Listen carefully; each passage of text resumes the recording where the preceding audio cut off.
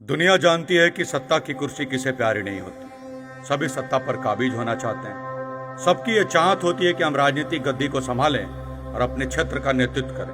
पर जानते हैं, राजनीति दो प्रकार की होती है। पहली वो जिसमें लोग नीति को ताक पर रखकर जनता पर राज करते हैं, और दूसरी वो जिसमें लोग साफ नीति से जनता के दिलों पर राज करते हैं। कुछ ऐसा ही व्यक्तित्व रहा है हमारे रजनीश पाठक उर्फ रिंकू पाठक का।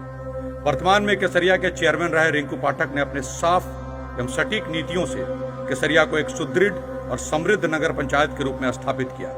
लेकिन वो कहते हैं ना कि जब आपके नेक कार्यों से सफलता की सीढ़ी को चढ़ने लगे, जनता के दिलों पर राज करने लगे, तो एक गंदी मानसिकता के लोगों को और जनता का अहित चाहने वालों को पच ही नहीं सकता। हुआ भी कुछ ऐसा ही। पहले तो रिंकू पाठक पर झूठे करतूतों को अंजाम दे इल्जामें लगाई गई। फिर राजनीतिक प्रतिद्वंदियों के द्वारा षड्यंत्र के तहत उनके कुशल नेतृत्व में खलल डालने की पहल शुरू की गई। उन लोगों ने एक चाल के तहत रिंकू पाठक पर आपराधिक मुकदमे दर्ज करवाए, और फिर इन्हीं लोगों द्वारा रिंकू पाठक को बाहुबली के तगमे से नवाज दिया गया। अब आप कहेंगे कि हम ऐसा क्यों कह रहे हैं, तो सुनिए। जो लोग आज रिंकू पाठक को बाहुबली बताते फिर रहे हैं और जनता से कह रहे हैं कि इन पर आपराधिक मुकदमे दर्ज हैं, ये अपराधी हैं, तो मैं उन तमाम लोगों से ये पूछना चाहता हूं कि क्या राजनीति में आने से पहले रिंकू पाठक पर एक भी मुकदमा दर्ज था? नहीं ना। क्या एक भी आपराधिक चरित्र इनके किसी थाने के किसी फाइल में दफन थी? नहीं ना। तो आप ये बताइए, आखिरकार ऐसा क्या हो गया कि राजनीति में आते ही रिंकू पाठक के साथ में आपराधिक प्रवृत्ति को जोड़ा जाने लगा, मुकदमे दर्ज कराए जाने लगे? है जवाब नहीं है ना।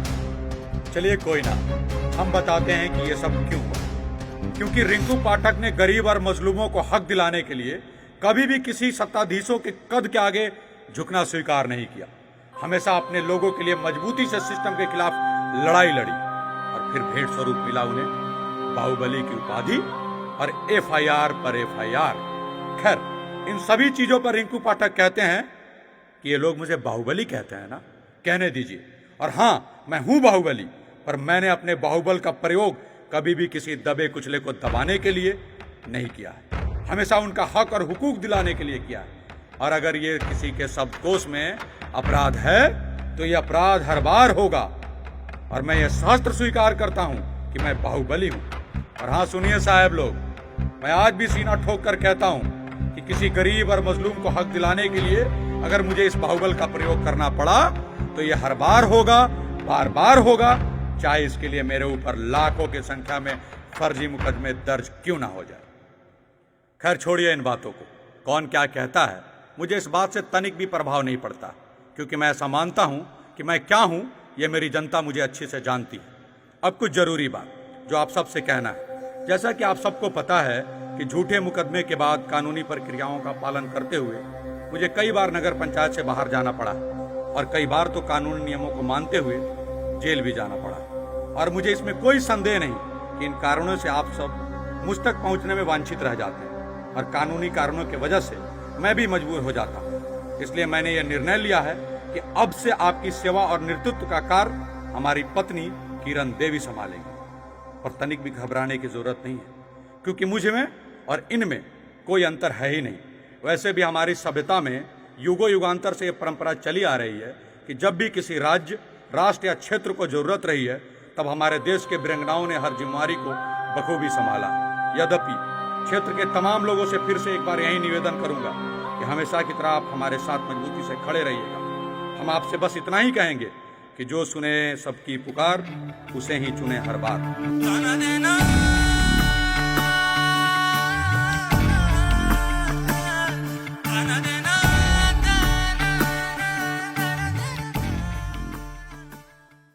चुनाव में आने के बाद बाहुबल करने लगे, गुंडाई करने नहीं, लगे। बाहुबल नहीं कर रहे हैं, नहीं, वो काम दिखा रहे हैं। इसी बदनाम करके लोग बाहुबल का बना के उनको बैठाने के चाह रहा है, लेकिन हम लोग नहीं बैठने देंगे। चलिए अब अपने कुछ किए कार्यों का हिसाब दे देता हूँ। वैसे तो अपने द्वारा किए गए कार्यों का बखान स्वयं के मुंह से करना मेरे वसूल के खिलाफ है, परंतु कुछ चीजें ऐसी हैं जिसे वक्त के मांग के हिसाब से याद दिलाने की जरूरत है। जैसा कि केसरिया की जनता जानती है कि केसरिया नगर पंचायत में अगर कोई सबसे बड़ी समस्या थी, तो वो थी यहाँ के सरकारी कार्यों में मिलने वाले लाभ में खुलकर धांधली की जाती थी।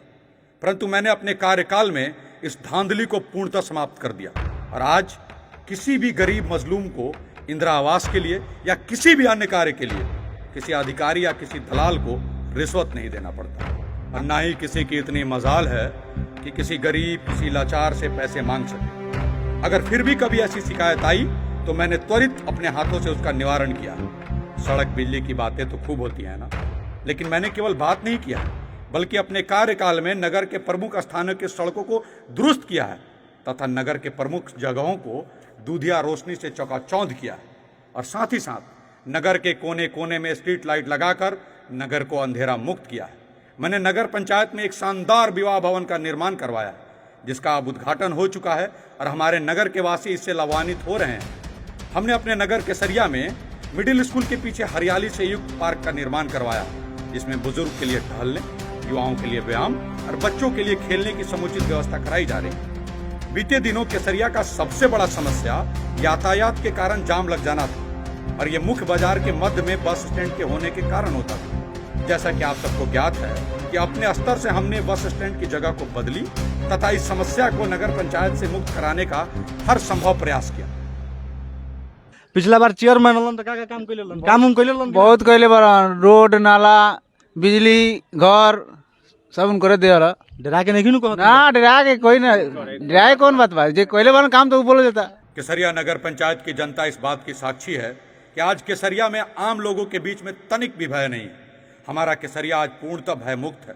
समाज का कोई भी पूंजीवादी व्यक्ति अथवा मजबूत व्यक्ति किसी गरीब मजलूम को सता नहीं सकता, और मैं ये बड़ी जिम्मेदारी से कहूंगा कि ये सब उसी बाहुबल का देन है जिसका आरोप लोग मुझ पे लगाते हैं।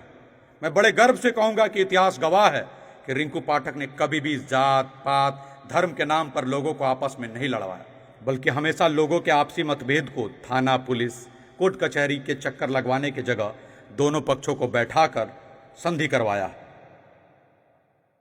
क्योंकि मेरा ऐसा मानना है कि केसरिया नगर पंचायत मेरा परिवार है, और अगर परिवार में किसी को भी कोई परेशानी हुई तो समझिए कि मुझे परेशानी हुई। वैसे तो मैंने हर संभव आपकी बेहतर सेवा की है, पर मैं ये भी मानता हूँ कि मेरे तमाम अथक प्रयासों के बावजूद षड्यंत्र का शिकार बनने के कारण मेरे कार्यकाल में कुछ काम अधूरे रह गए हैं, जिनको आपका आशीर्वाद मिलते ही पूर्ण कर दिया जाएगा। हमारी जीत सुनिश्चित होते ही हमारी पहली जिम्मेदारी शिक्षा व्यवस्था में बची खुची कमियों को सुधार कर उन्हें सुचारू रूप से कार्य कराना, विद्यालयों में स्मार्ट क्लासेज की सुविधा देकर आधुनिकीकरण की नींव रखना होगा। अस्पतालों में इलाज के दौरान बरती गई असावधानियों को पूरी तरह से खत्म कर सुचारू रूप से इलाज का सिलसिला शुरू कराया जाएगा, और साथ ही साथ नगर में समय समय पर मुफ्त मेडिकल कैंप का आयोजन कराया जाएगा जिससे आम जन को लाभ मिलता रहे। आपके शुभ आशीष मिलने के पश्चात ही हम आपसे यह वादा करते हैं कि हम केसरिया नगर पंचायत को 24 घंटे एम्बुलेंस सेवा देंगे। आपके तमाम परेशानियों के लिए हम और हमारा परिवार पहले की भांति सदैव आपकी सेवा में तत्पर रहेंगे। मेरे तमाम प्रयासों के बावजूद अगर कोई कमी रह गई तो उसके लिए आपके हर समस्याओं को सुनकर उसके निवारण के लिए एक मुफ्त हेल्पलाइन नंबर जारी करवाया जाएगा। जैसा कि आप सभी जानते हैं कि मैंने विकास के कार्यों में अब तक कोई असावधानी नहीं बरती है, इसलिए मेरे पास आप लोगों से कहने के लिए बस इतना ही है कि हमने काम किया है, काम करेंगे, सबका सम्मान किया है और सबका सम्मान करेंगे।